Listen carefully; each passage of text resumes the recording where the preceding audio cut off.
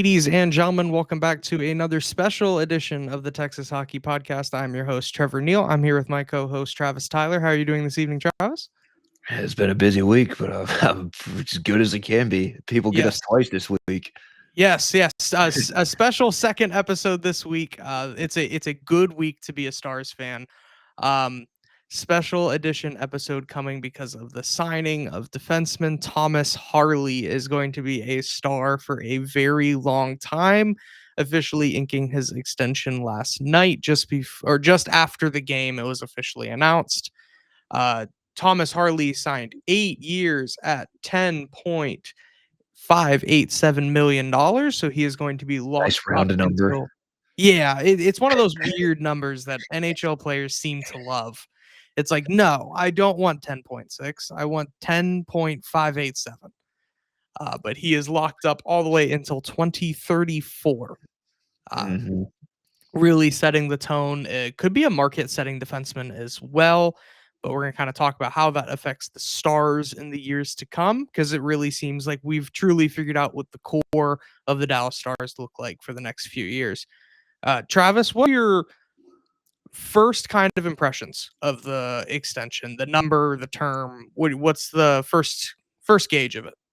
Yeah, I mean the term is about what you would expect. The Yeah, number, I mean, I'm a little surprised that they made him the second highest paid player on the team. But I mean, that's crazy. he's earned a payday. He has.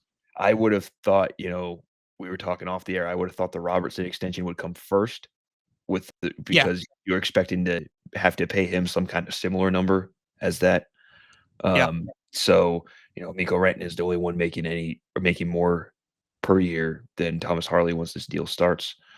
yeah, So that was a little bit of a surprise, but at the same time, he's played well enough to be one of the top young defensemen in the league. I mean, he's 24. Last year, he's got like 32, 33 goals in a little over 2 seasons in the NHL as a defenseman. yeah, He's gone up in points every year. I mean, he's on pace for, I think it was 65 points this year through the 10 games. It's pretty yeah. good for a defenseman. And those 16 goals he had last year were tied for 5th in franchise history for the uh the Goals by a defenseman. single season number of goals Yeah, by a defenseman. So that's crazy in itself, and it's even crazier that 4 of the top 5 were Minnesota North Stars players when I looked. So that's yes. He's that's making Stars he's history been for pretty. sure. It, it's impressive, but at the same time, and the guys on that list, like some of them, there's no like Sergei Zubov on that list or anybody like that, which Yeah, surprised me. It's all older guys or more recent guys. Like Trevor Daly was on that yeah. list, and I was just like, That's okay, funny. that's a really weird one to be in there. But Harley's on there Yeah, twice already in his first 2 years. Um, yeah. I and I think think this. he's top 20 in franchise history already among defensemen in goals for their career too. Absolutely wild. So it's Absolutely wild. and I mean, you look at him when he had to step in last year for Miro Heiskanen when he was injured, he was arguably a better power play quarterback than Miro was, and Miro's Yeah, the best defenseman on this team. And you look yeah, at the number now, he's now making more than Miro makes per year after this new contract. And he's gonna yeah, be around just a smidge longer. Um, yeah. well, Just a actually little bit. more like 5 years longer. So Yeah, longer than I thought, but yeah, you lock up 2 of those defensemen under 30 in their prime, really both near 25. I mean, Miro's 26, so pretty much yeah, average about at 25 years old. It's a pretty good solid blue line to go with there, and you also have Esa Lindell still signed through that 29-30 season too. yeah, Then you look at the forwards, you got 4 of your top 6 still on the team through 2029. yeah. Um, I so think. that's pretty good. Yeah, I think his massive And then payday numbers. Ottinger too. Yeah, the massive payday is really indicative of how much Thomas Harley has thrown himself into elite defenseman territory in such a short time. I mean, this dude Mhm. exploded onto the scene rather quickly, Well, spending some time in the minors and then he comes in the NHL. It's, oh my goodness, this kid's one of the best defensemen in the league. Well, yeah, Just lights out. he's put up top 15 numbers pretty much every year. Yeah, And he made his debut in the NHL as a 19-year-old, which is crazy for wild. a defenseman, especially, I think. And Yeah, then what really put him on the map, other than his performance in the regular season last year, was just the going into the Four Nations, and he wasn't even supposed to play in that at first. Like, they tell the story, he was yeah, on the plane to like, Cancun or wherever the heck he was going and turn around and go play in the Four Nations. And, yeah, I've had the opportunity to ask not only Stars people, but several of his teammates that are on opposing NHL teams, about what they saw from him as teammates with him for Team Canada, and it's all glowing remarks. It's very yeah. impressive. They all love the kid, even though they're playing against him. He carries himself with such high level of maturity for where he's at in his career. He carries himself like a vet. The way he speaks, the way he plays, it Mhm. feels like he's been around the league for a while. And like you said, he really stepped up into the void when Heiskanen went down last season and really stepped in as a number one defenseman. He comes in and is thrown into Team Canada, and I thought he did really well for Canada at Four Nations. He most definitely has a spot with Team Canada in the Olympics early next year. But it's every single time an opportunity has arised itself for Thomas in his young career, he's stepped up and has exceeded expectations at every opportunity. This is a truly, truly special player we're seeing. And Jim Nill did a masterclass by keeping him here for, including the season, 9 years. Yeah, Um, and on the maturity note, when you're talking to him, you don't realize he's only 24. He seems so much wiser, so much more seasoned yeah, in a good way. Yeah, he's fantastic, and he talked last night. He did a press conference after the game to kind of touch over the extension and the news of it. One of the main reasons he wanted to stay in Dallas so long is how good their cap situation looks over the next few years.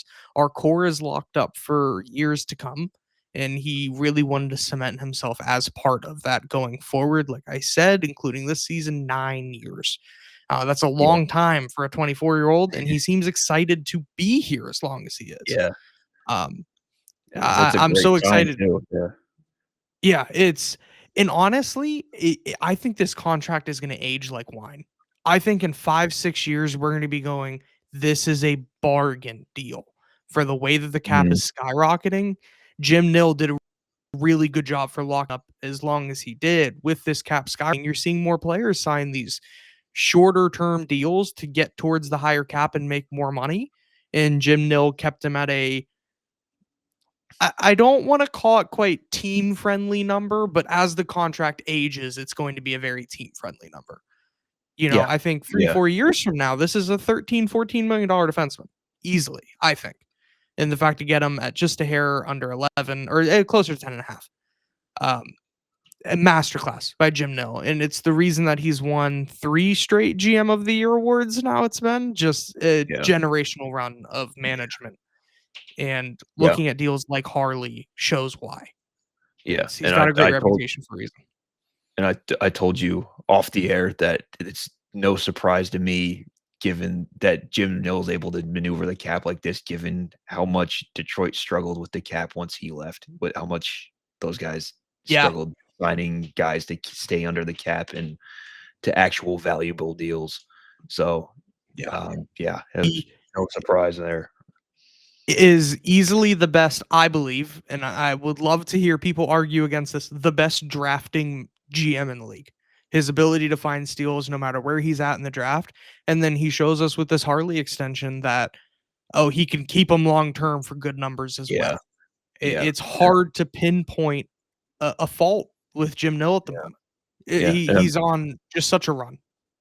and Harley was a first round pick, but he was a late first round pick. So Yeah, it's your ability those of guys don't always pan out. I mean, it's almost the NHL draft is almost like the baseball draft where you're just shooting at something and hoping it sticks, yeah. hoping to I hit think something. Yeah, with hockey, is it unfair to say, like, really after the first 5, 10 picks, it's nothing set in stone for Right, success? right. And even within the first 5 and 10, you're not guaranteed to get franchise changer. I mean, Yeah, look especially at on defense. It's look hard at to evaluate guys like t him. the Islanders took Rick DiPietro first overall, and Rick they DiPietro is and a they story. took Rafi Torres was up there too. I mean, Yeah, those are guys that went on to be decent NHL players at best. They weren't yeah. franchise changers.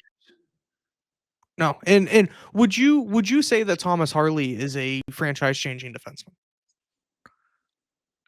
He's played like one. Yeah, I mean, it's and only I his think he's 3rd going to get season, so better. it's a little early to say that, but he's playing like one. He I don't think he's given us a single reason to not believe he's going to continue to be that. Sure. And he's only 24. Like, and he Mhm. plays with the, coming back to the maturity thing. His level of just he plays like he's been doing this for a decade. Yeah. Yeah, He's he had does. some rocky moments throughout the year. I've seen some people criticize Harley just a little bit. I think it's a little unfair and a little outlandish, the things that people have criticized his play for. It's, "Oh, he was on the ice for this goal against." Well, he's penalty killing, and, like, it's Yeah. hard to criticize a guy like Harley. He's been absolutely fantastic, and to look at the rest of the team, saying everyone is locked up for a Yeah. while except Robertson. That's gonna be our next, um, You that got is 8 looming guys over the locked Stars. up. Yeah, you got 8 guys locked up through at least 2029, the Yeah, 28-29 you season. have, Miko is locked up until 29-30. You have Rupe locked up to the same year, same thing with Johnston. Matt Duchene is here until 2029. Miro So it's Heiskanen through 2029, and then Essa Lindell till 2030, Thomas Harley till 2034. That's your core Ottinger going through forward. 2033. Yeah, they're good. We Uh, know what the Stars look like yeah, so for a while. you have, like I said, 4 of your top 4 forwards locked up, gonna be 5 with Yeah, or 4 of your top 6 forwards locked up, gonna be 5 with Robertson. You yeah. have your top 3 So defensemen locked up, and you have your franchise goalie locked up. Those are the really pillars important. that you need to build a competitive team going forward. How competitive, we don't know. We'll have to see that play out, but Yes, exactly. they've been pretty damn competitive so far. Yeah. And then Robertson, of course, on the last year of his deal, expecting a massive payday for Robo going forward. If you had to throw out a number right now, Oh what do god. you think Robertson looks like? Oh god, I don't know. Damn, put me on the spot here. I think Uh, I think his number's similar. I think he's around 11, 12. yeah, I think that's what I was Robertson gonna looks say like. 12. I would go with 12, yeah, Yeah. yeah. And Jason Robertson is 12 I'm as not at a 12 cap million. guru or anything, so I don't I don't like putting a number on that, but Yeah. I guess I'll go with 12. But, like, let's say he gets an outlandish deal that really benefits him well. Let's say it's 13. I'm happy with Robertson at 13. I think he could show himself as a $13 million player going forward. Like, they're in such a good He's had spot. moments of it. It's I think I mean, it it it really depends on health, I guess. I Yeah. mean, And I don't think he's as consistent as Johnston is. It's crazy to think that, though. Um, there are some streaky players on this team, but I Very mean, much so. you say that now about Jason, but Wyatt in the playoffs last year couldn't find scoring whatsoever, and now No, he's he could not. one of the top scoring guys on the team this year. Yeah. No, I think, especially come playoff time, exactly last year where it was like, man, all of these players are great, but man, if we could have one game where they're all playing well, that'd be great, and we couldn't get it. Very, very streaky team. I think that's a very good way of describing the Stars. But we're expecting that Plays with the contract. results this year too. Yeah, yeah. So we move on to the Robertson discussion. Also, before we do that, also props to the Dallas Stars for getting this negotiation with Harley done as cleanly as they did. No leaks at all that even this extension was coming.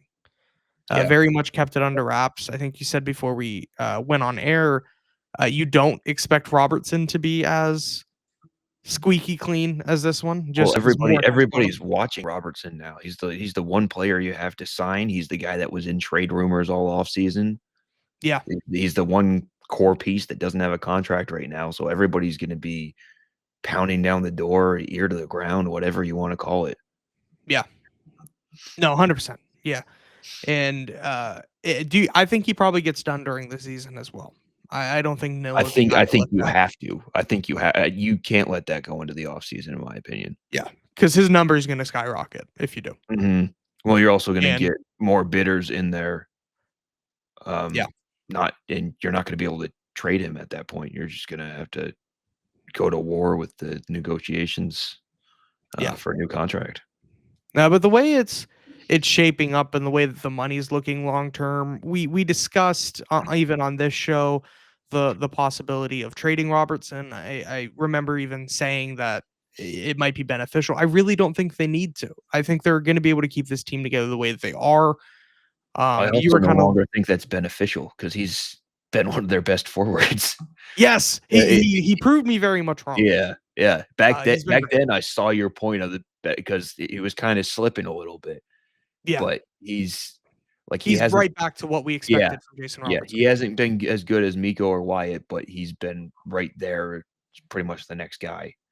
Yeah, Um, and that's you so know what? and he's had plenty It of opportunities to get even have it even better, he's just missed on them. yeah. But, yeah. No, but it's like it's yeah, he's not if even if he's not playing as well as a guy like Mikko Rantanen, it's like, well, yeah, it's Mikko Rantanen who's a top player in the NHL. Wyatt Johnston is a top young player in the NHL. I think uh, eyes league wide are now viewing Johnston the way that Stars fans have for a bit. He's getting more and more of a reputation, and Jason Mhm. Robertson is up there with him. But I'm super excited about the future of this team. It's they're I think we heard on the show recently that he or the Stars are the most well-rounded team in the NHL from top to bottom on paper. And the fact that it's not only like that, but it's locked up long term, they're sitting really pretty. You know, Yeah.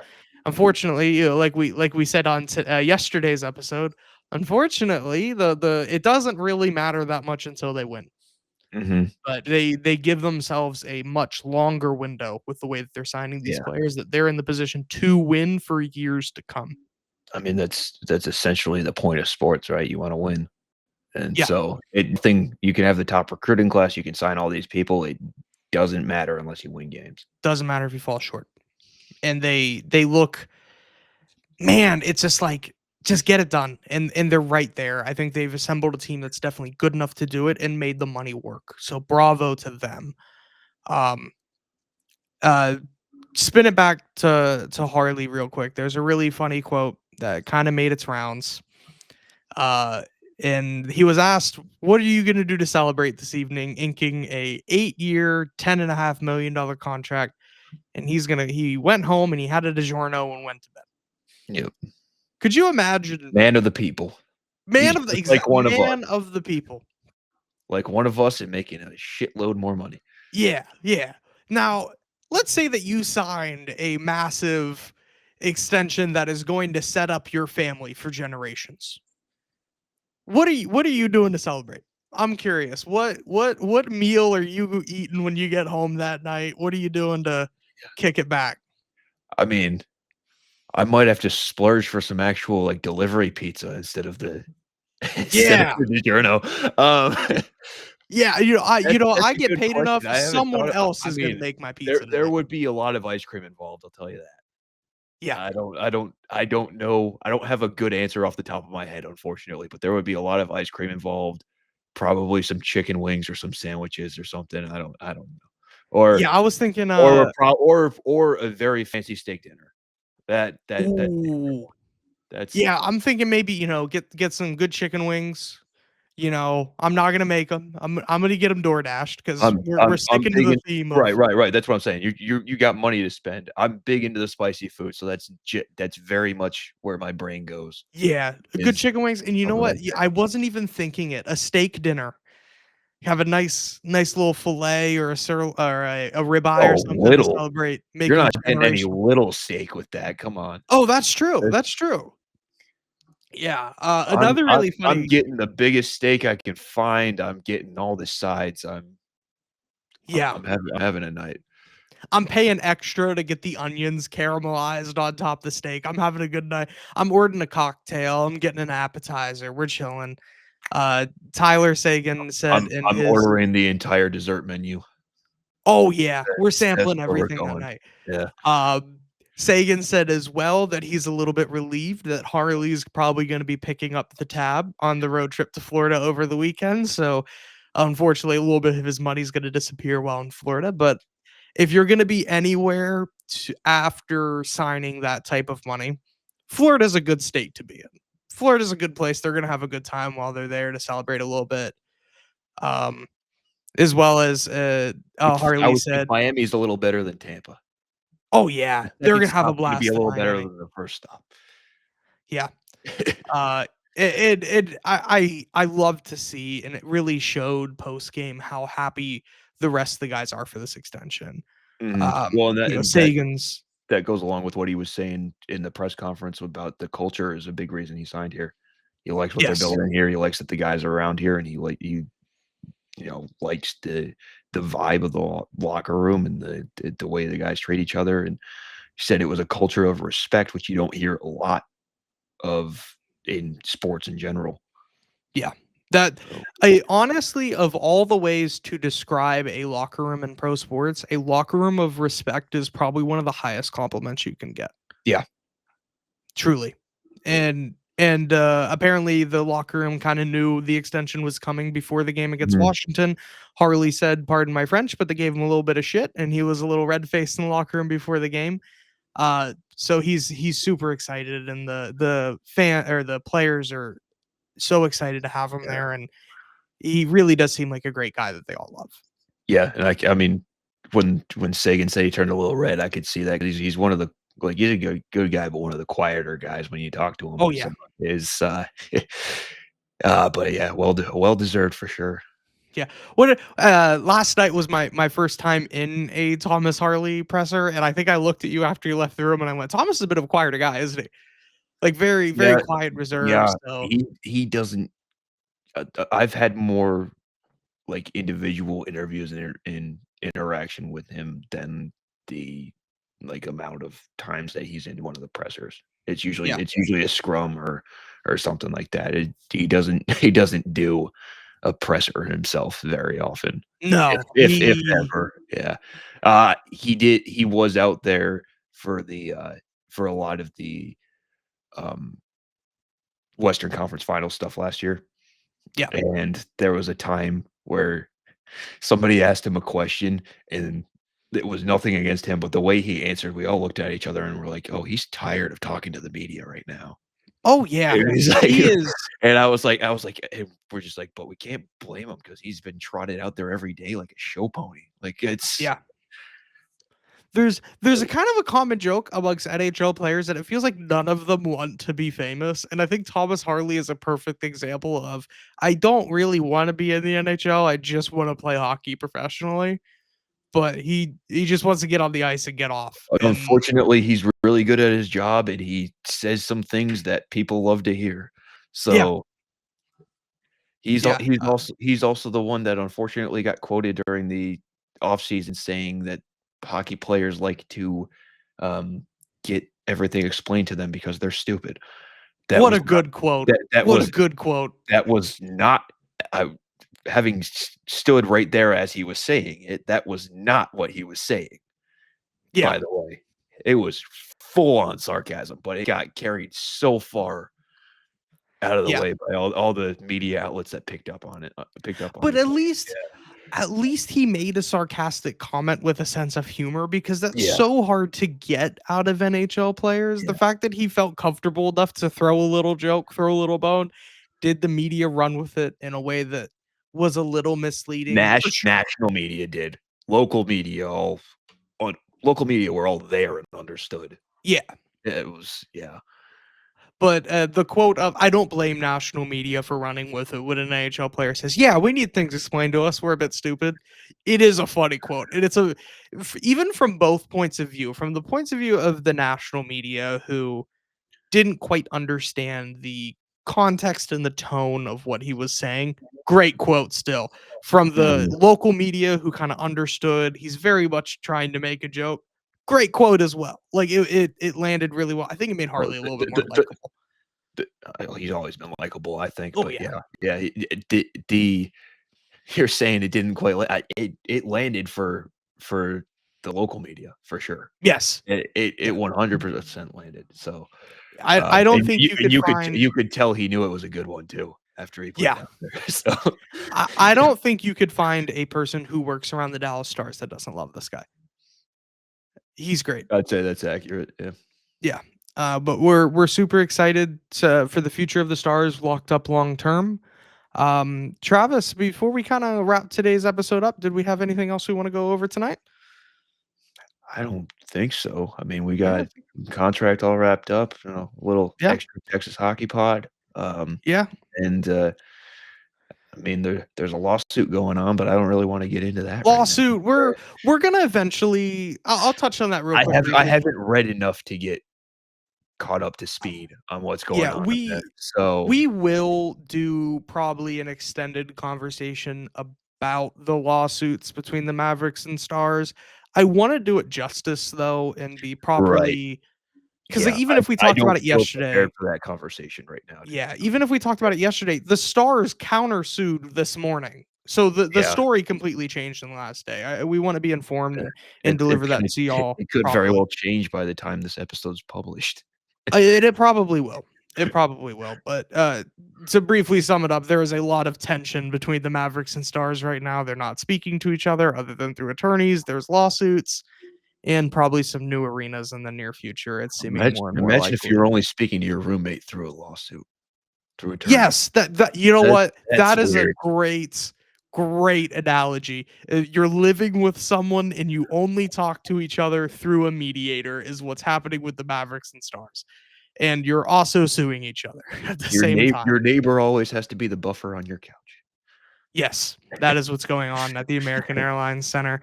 But we will break that down as news breaks. We'll kind of give a more full story since we are getting kind of pieces of what's going on at the moment. But I want to thank everyone for listening to this very special episode. Please like, comment, share, subscribe on whatever platform you listen to. We really appreciate it. And we will see y'all for the next episode.